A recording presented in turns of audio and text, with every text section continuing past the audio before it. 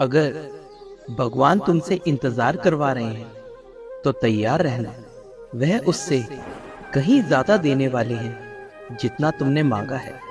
जिस तरह लोग मुर्दे इंसान को कंधा देना पुण्य समझते हैं, काश इस तरह जिंदा इंसान को सहारा देना पुण्य समझने लगे तो जिंदगी आसान हो जाएगी। मत सोच इतना जिंदगी के बारे में। जिसने जिंदगी दी है उसने भी तो कुछ सोचा होगा। बेवजह ही नहीं होती लोगों से मुलाकात, किसी से सबक मिलता है तो किसी से ज्ञान। श्री कृष्ण कहते हैं, किसी को दुख देकर मुझसे अपने सुख की इच्छा मत करना। अगर तुम किसी को एक पल का भी सुख देते हो तो अपने दुख की चिंता कभी मत करना। जब दर्द और कड़वी बोली दोनों सहन होने लगे तो समझ लेना जीना आ गया है।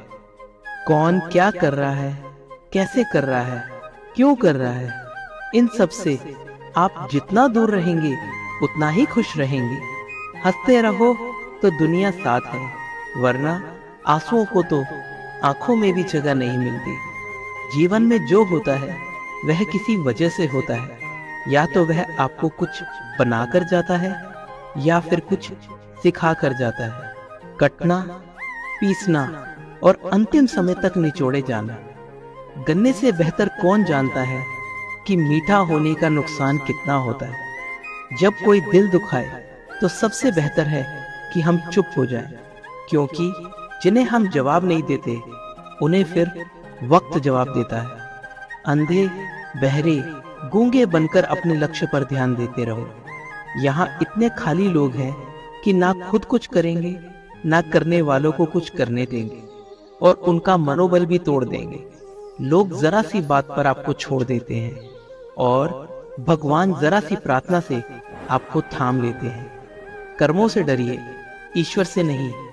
ईश्वर तो माफ कर देता है मगर कर्म नहीं। यह अटल सत्य है कि जैसे बछड़ा 100 गायों में भी अपनी मां को ढूंढ लेता है, इस प्रकार कर्म अपने कर्ता को आज नहीं तो कल ढूंढ ही लेता है।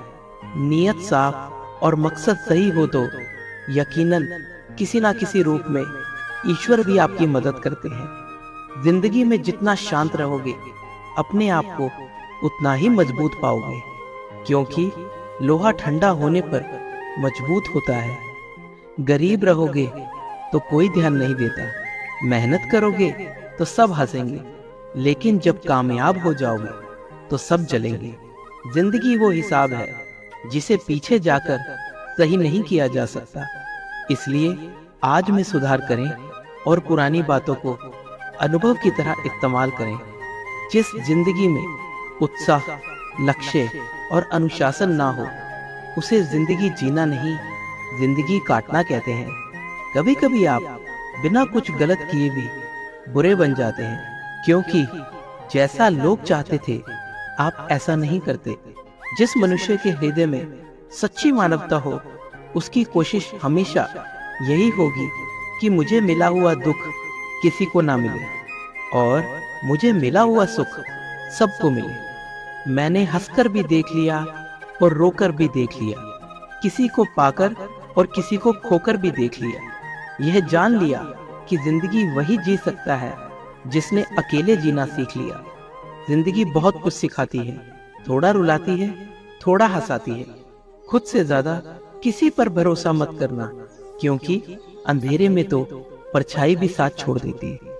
अगर कोई आपको सच्चा प्यार करता है तो आपको समय जरूर देगा, आपकी हर स्थिति में आपका साथ देगा, हमेशा आपके लिए समर्पित रहेगा, क्योंकि सच्चा प्यार एक दूसरे की खुशियां चाहेगा।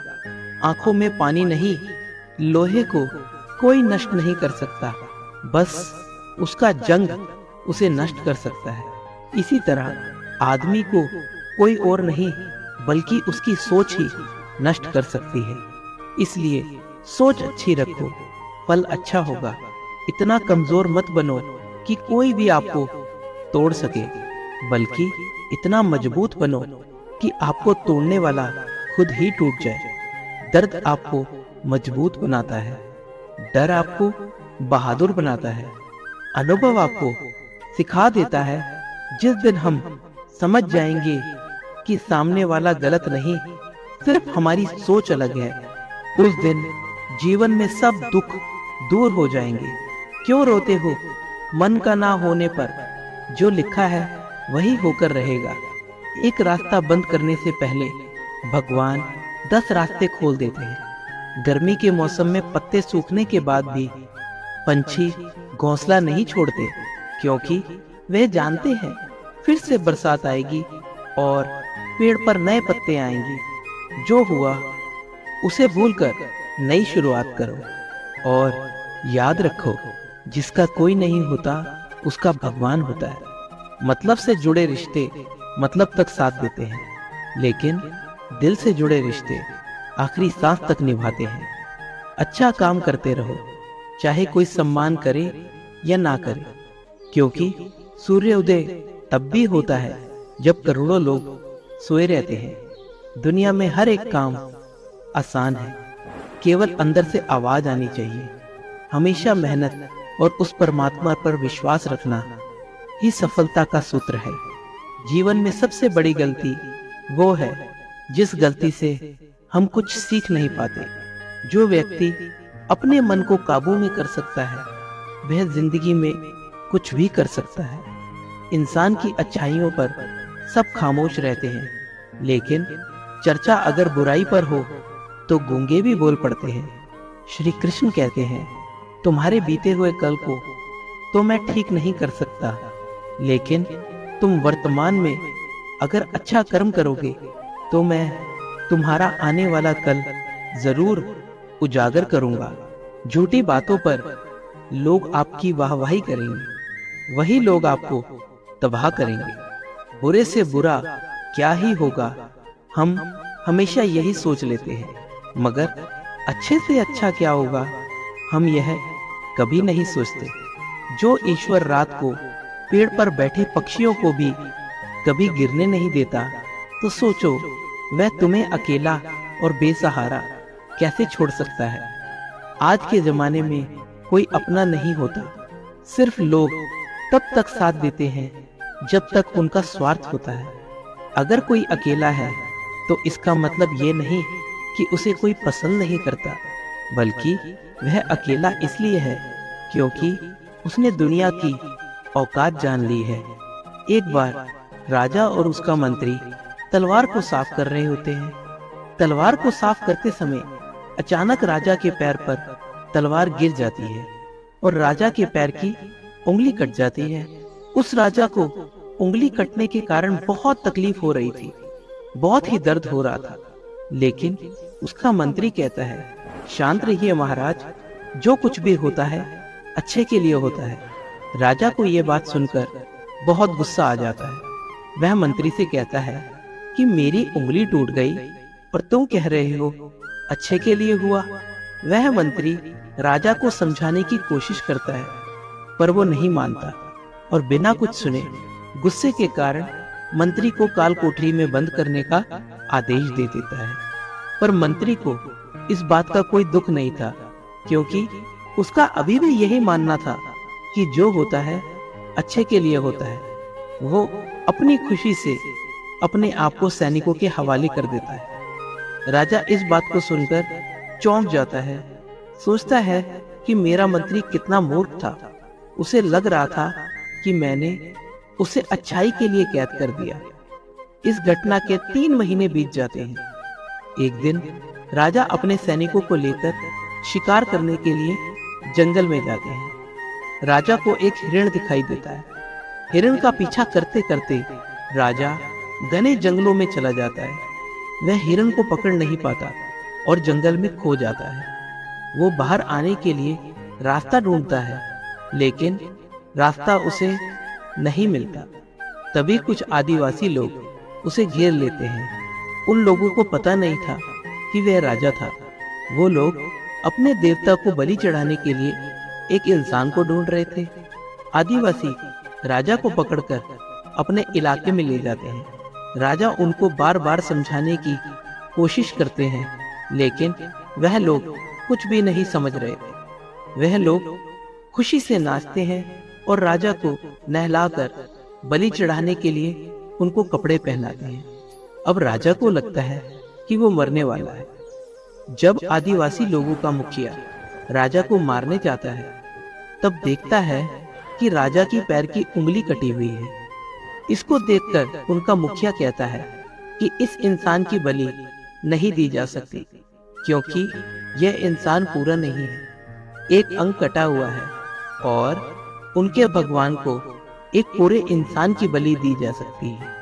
अगर ऐसे इंसान की बलि दी जाए जिसका अंग पहले से कटा हुआ है, तो उनके देवता खुश होने की जगह नाराज हो जाएंगे।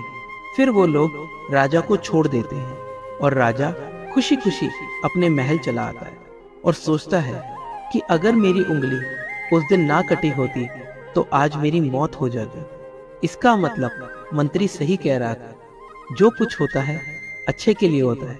फिर राजा अपने सैनिकों को आदेश देता है कि जल्दी से जाकर मंत्री को रिहा किया जाए। फिर राजा मंत्री को अपना पद वापस देते हैं और पूछते हैं, मंत्री, उस दिन मेरी उंगली कट गई थी तो मेरे लिए अच्छा हुआ, मैं मान गया, लेकिन तुम जेल में हो, इससे तुम्हारा क्या अच्छा हुआ? मंत्री खुशी खुशी राजा से कहता है, महाराज, आप शिकार के लिए जाते तो आपके साथ मुझे भी आना पड़ता, और अगर मैं आपके साथ जाता तो वो लोग मुझे भी मार देते। मंत्री की बात सुनकर राजा समझ जाता है कि जो भी हमारे जीवन में होता है वह अच्छे के लिए ही होता है। अगर हम अपने जीवन में देखें तो हमारे जीवन में भी कुछ मुश्किलें आती हैं, हम उनका सामना नहीं करते, हम उनको दोष ही देते हैं। यह मुश्किलें हमें आगे बढ़ाने और मजबूत करने के लिए ही आती हैं। हमें हर मुश्किलों को सकारात्मक तरीके से देखना चाहिए, क्योंकि हर चीज कुछ ना कुछ सिखाकर ही जाती है। क्योंकि हर व्यक्ति के जीवन में सुख और दुख का आना जाना बना ही रहता है। तो दोस्तों, आशा करता हूँ कि यह वीडियो आपको बहुत पसंद आई होगी। मिलते हैं जल्दी नए विचारों के साथ। धन्यवाद। जय श्री कृष्ण।